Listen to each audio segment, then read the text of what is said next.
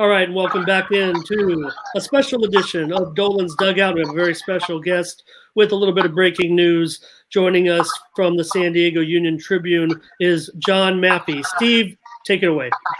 Well, thanks so much, Ramona. And John, thanks so much for joining us tonight. We really appreciate you giving us a few minutes of your time. Oh, glad to do it.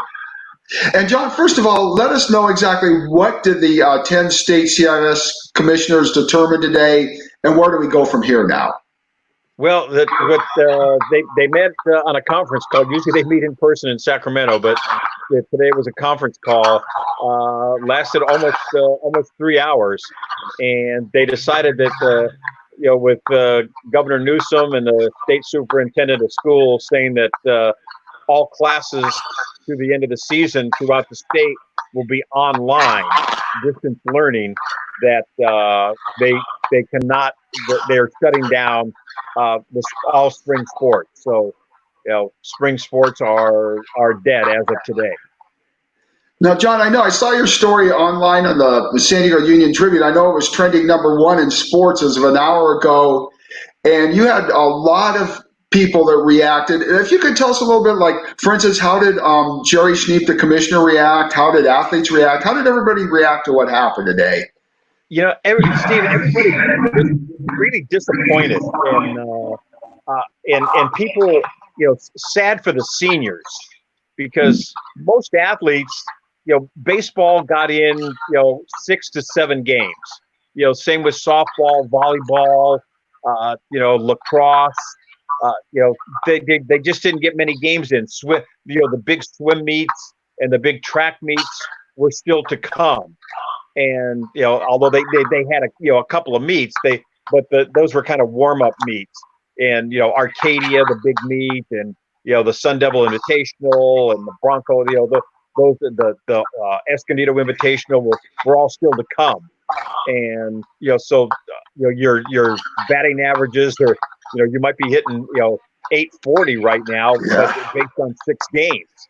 And so it was basically disappointment that things were cut short. And what a lot of the athletes said was, they were disappointed, for themselves, for their fellow seniors, and also, the girls especially said, prom, we can't go to prom. There's no senior night. There probably will not be graduation. You're going to get your diploma in the mail. And, what a big thing. It's been 100 years for me and a little less for you guys, but yeah. What a big deal graduation was, and so they don't even get to walk, and that's a huge deal. Now, John, when the commissioners met by teleconference today, the CIF commissioners in California, of course, like you say, they canceled the rest of the spring sports. Anything else they said that of, like as far as fall? I mean, nobody can predict whether those are going to happen, but what's the future maybe, or do we know yet?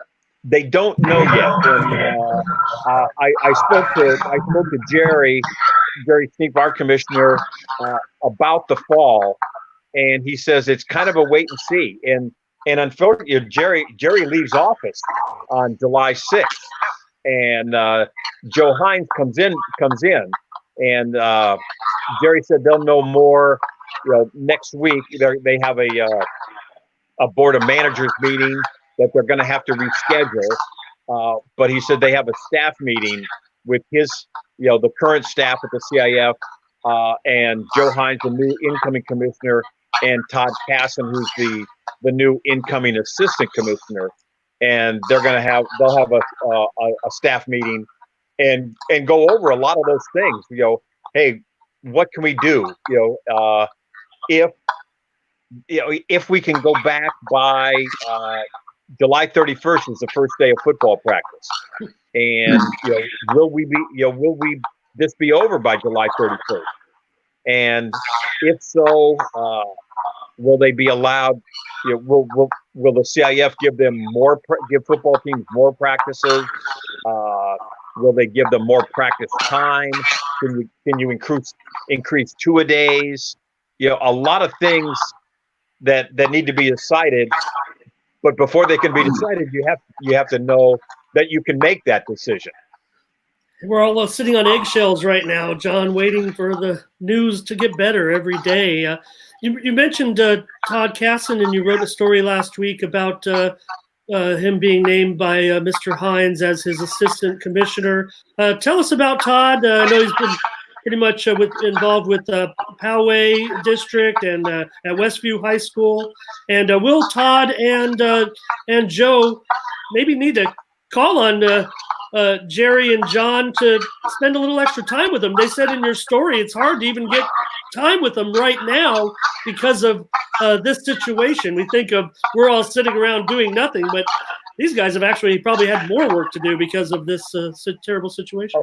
Oh, absolutely, and Joe is the director of athletics for the Sweetwater School District. Todd is the director of instruction in the Poway Unified School District. So he's been immersed in the online and distance learning. So that's been a big part of his day. And that he goes, I'm trying to do my job and not leave the Poway district hanging while still learning the new job. And I think John and Jerry aren't going anywhere, and they have been I think I don't know if you guys agree, but I think they've been a tremendous duo for the kids in San Diego and the CIF, and they're going to do everything they can to make it a smooth transition. And if they need to come in when this is all over in August and September and spend some time, they're going to do it.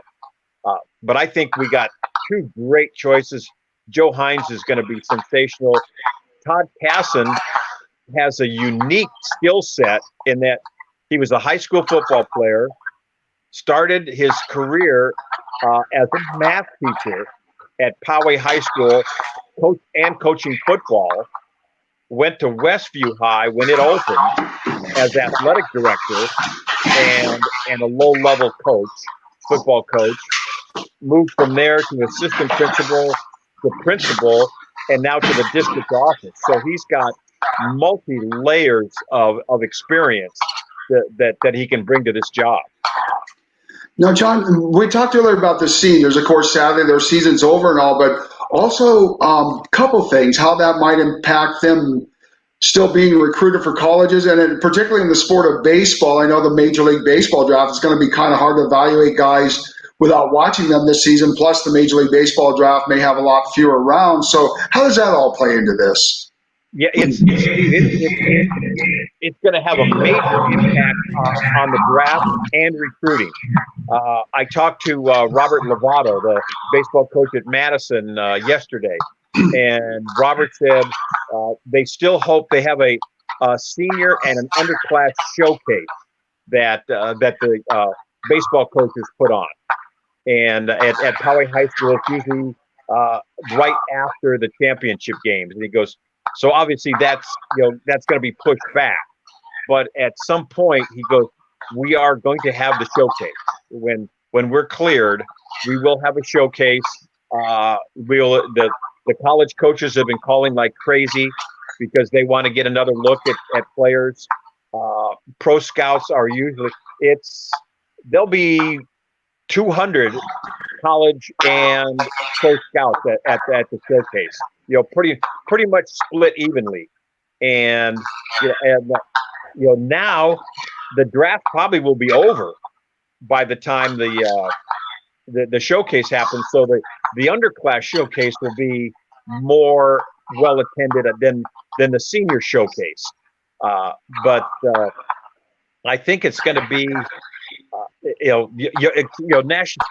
The area scouts will usually, if they like somebody, they'll have their cross checkers and area cross checkers and national cross checkers come in. I don't think you're going to see cross checkers and general managers like general managers come to these things.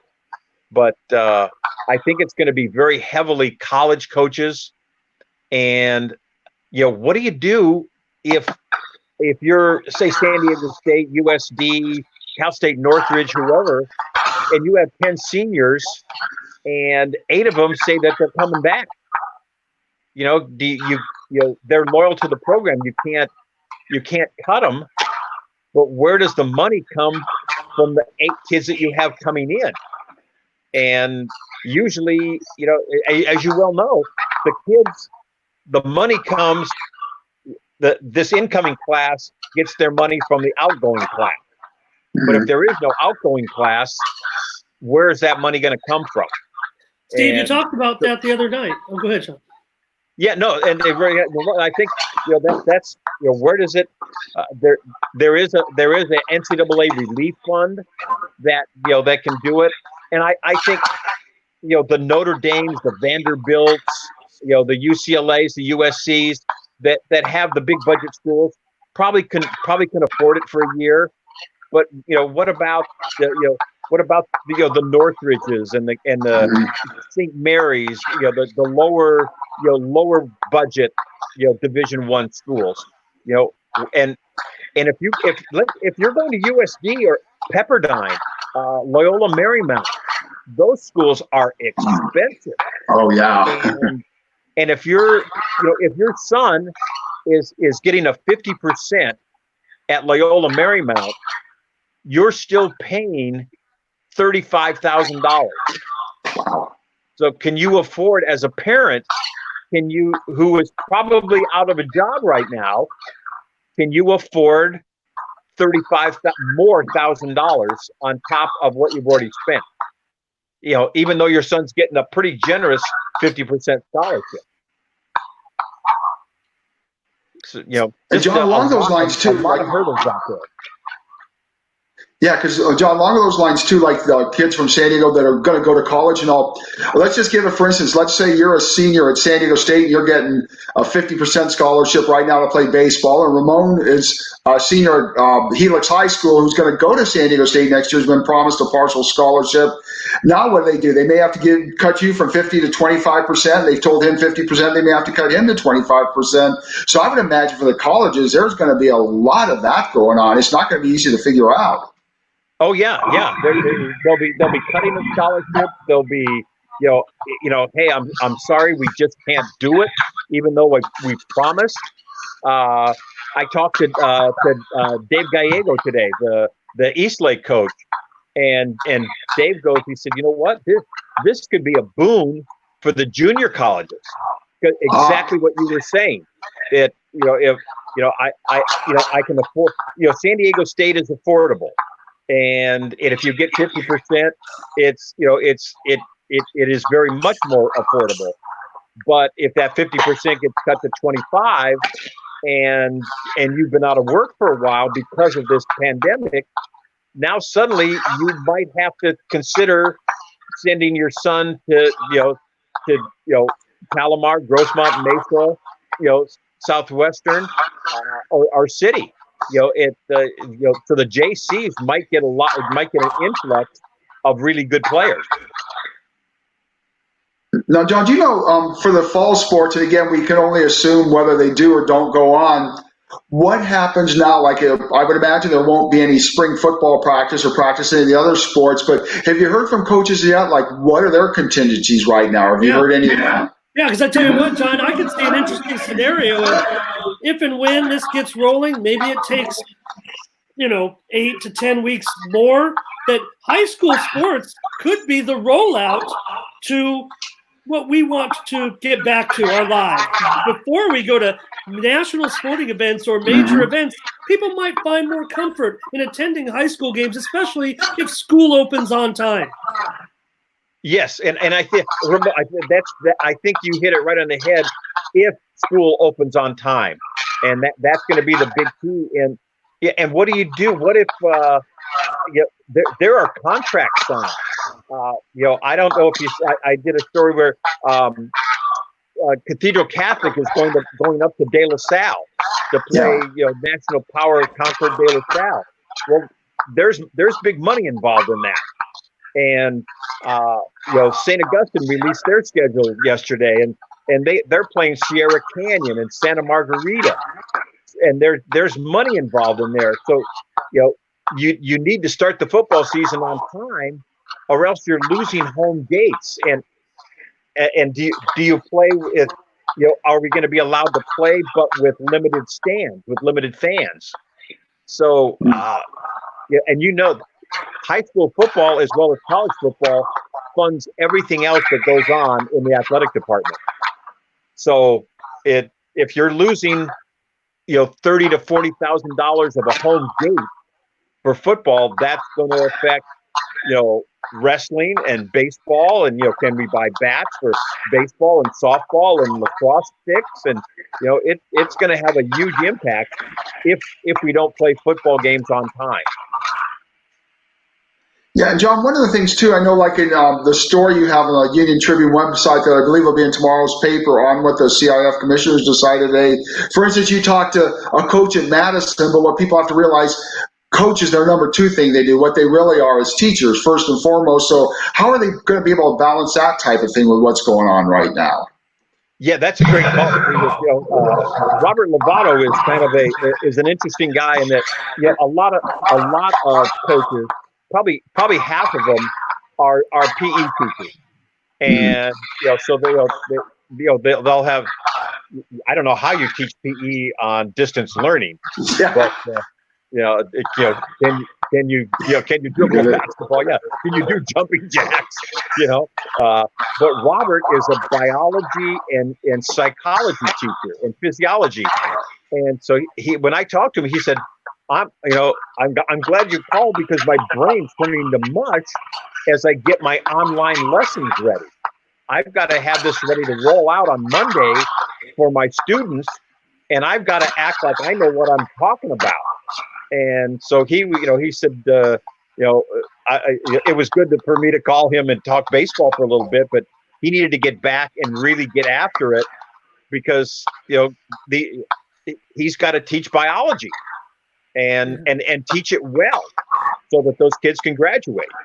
Yeah, and I don't know if you've seen it, Steve, the way they're doing these. If you've ever been in one of these Zoom meetings, John, you can actually get on screen with like 30 people, even more at one time. You're basically sitting there with 30 talking heads and maybe one instructor, and I guess he's just watching to make sure the kids are paying attention and maybe call on them to address the class, speak up and talk in front of the other 25 or 30 students if they have a particular question of the teacher, or if they're to do some type of speech or problem solving as part of the curriculum. It's great technology, and I imagine through this tumultuous time, it's actually going to open up a lot of avenues for distance learning and possible additional courses that students will be able to take in the future, because this technology is ready to go. It's just a matter of getting everybody up to speed. And many of the districts now are kind of in cooperation with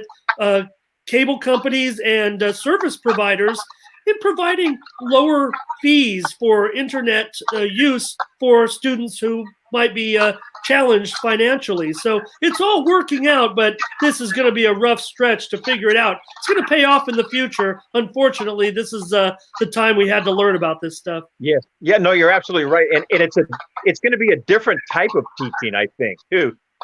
Standing in front of a classroom of live bodies, to me, is going to be a lot different than standing in, seeing my students on Zoom and, can I see everybody? Can I see that guy in the back row who's falling asleep, or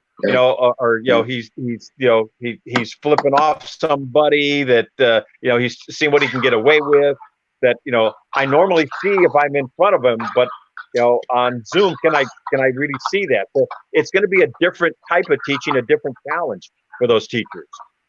Yeah, and our students, though, there may be a little bit of a gap in some of the things that we're learning, but this life lesson is going to go all the way. I mean, everybody graduates. We're all graduating in this pandemic. We're all learning about it, learning new things, and hey. Well, we've been through our whole lives pretty much. Might as well go through a global pandemic just to wrap it up before we get too old, huh? Yeah, I was talking to my son today, and I said, you know what? When we get to 2029 and we do stories of the decade, if this isn't the number one story, then if something tops this, then we're in real trouble. Yeah. Story of our lifetime, Steve. I wanted you to comment also, John, the letter that Jerry sent out to it was a public letter that he sent out, very heartfelt comments, just trying to tell the students that it's okay to feel upset and disappointed. That's part of the natural course of all this. I mean, I told Steve the other night when we did this show, my emotions are up and down in a 3-hour span of just watching the news cycle. So in his letter, Coach Sneap said it's okay to feel badly for yourself in this situation. That the news is devastating, but again, we're all living our lives, and this is a lifelong lesson. And we're trying to make the best of it, but it's not going to stop athletes from being athletes. Unfortunately, for many people, high school athletics is kind of the stopping point sometimes. Oh, absolutely. And I emailed Jerry back after I got the copy of the letter, and I told him I thought it was an outstanding letter. I thought he did a great job, and exactly what you said, very, very heartfelt, very much from his heart.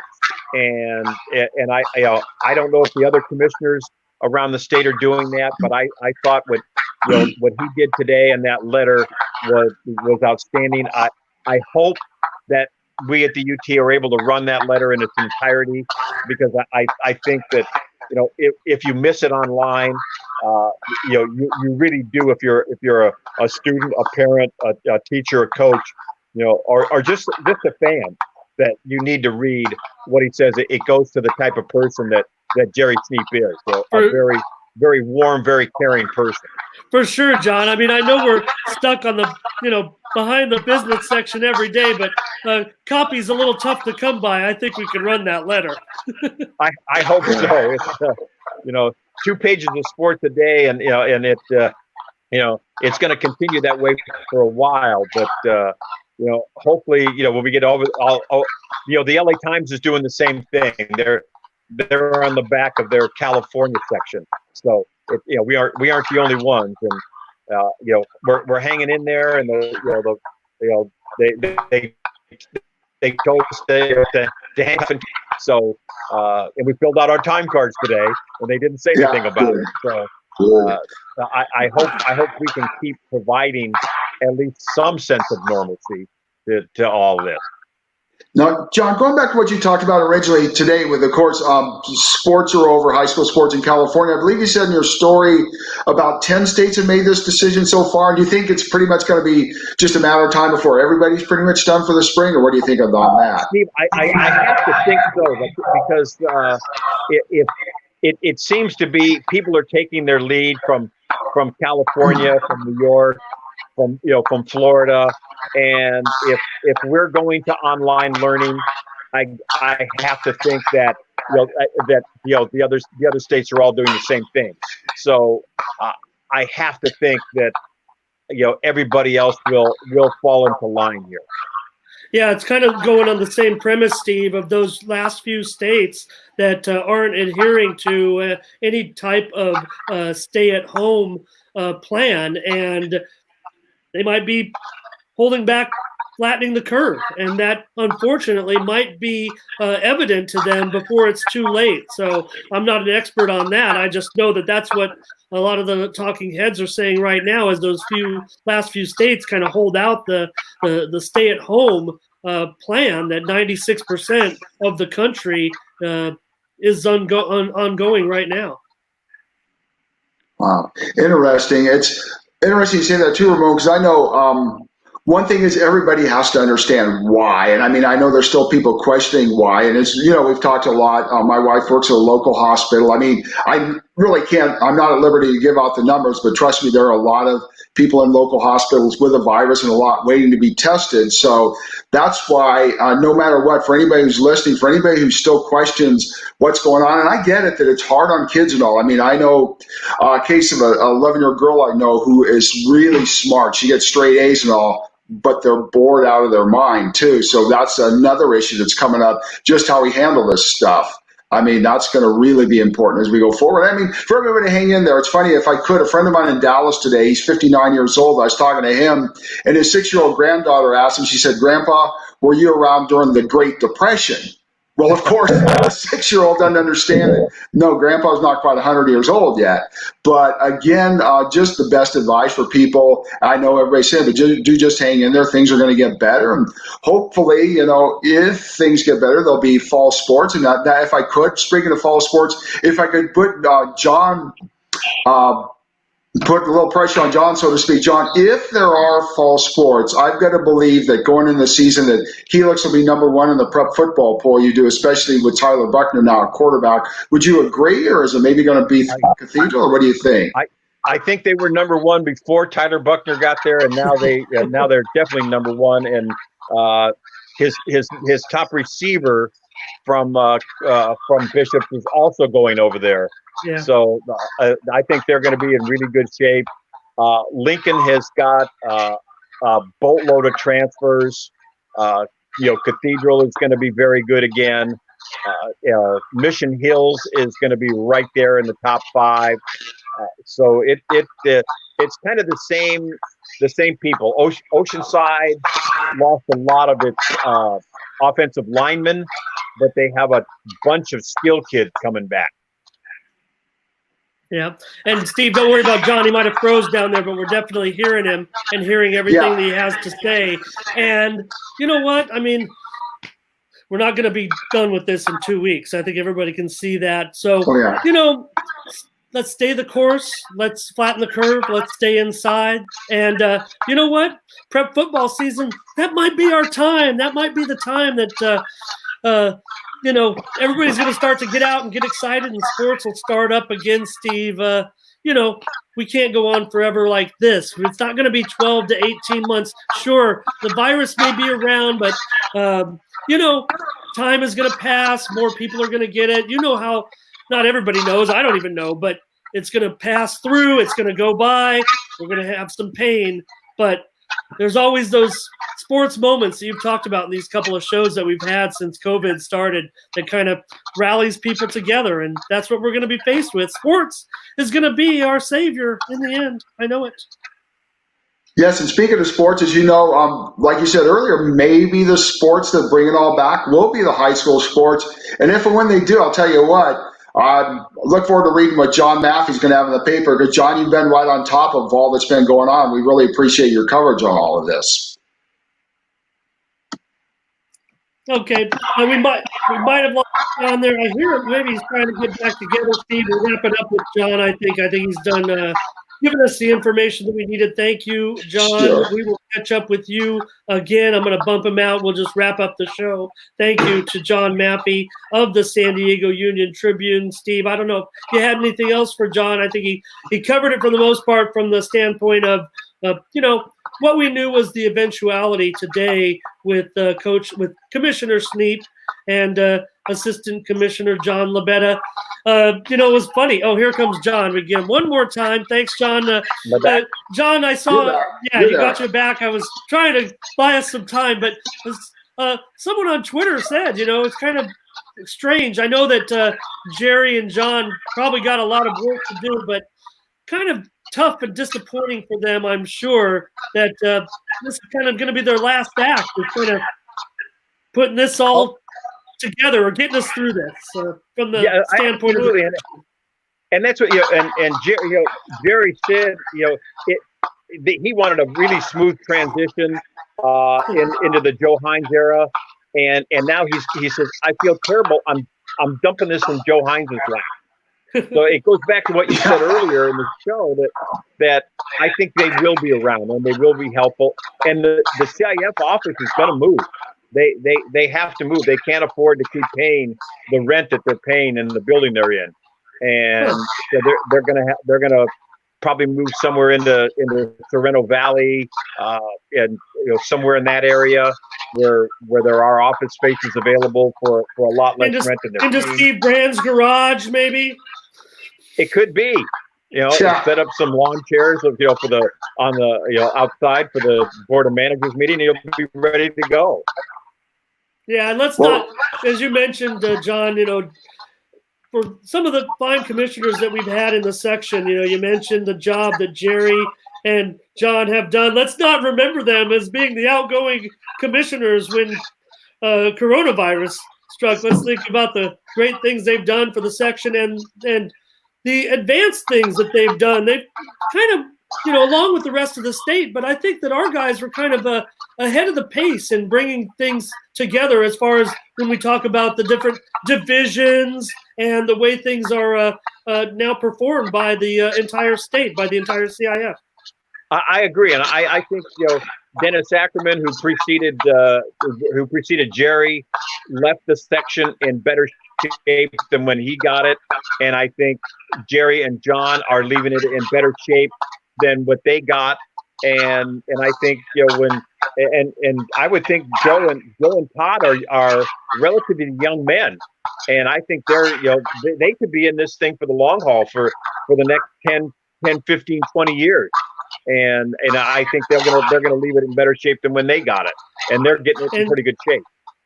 And Steve, the only thing I'd like to say publicly is I'd like to see a little more cooperation from some of the people that run the facilities, the major facilities in this county, try to help these guys out a little bit in the future in letting these kids play championship games in some larger venues. A lot of the stuff that they say comes down to sometimes logistics, but sometimes costs too.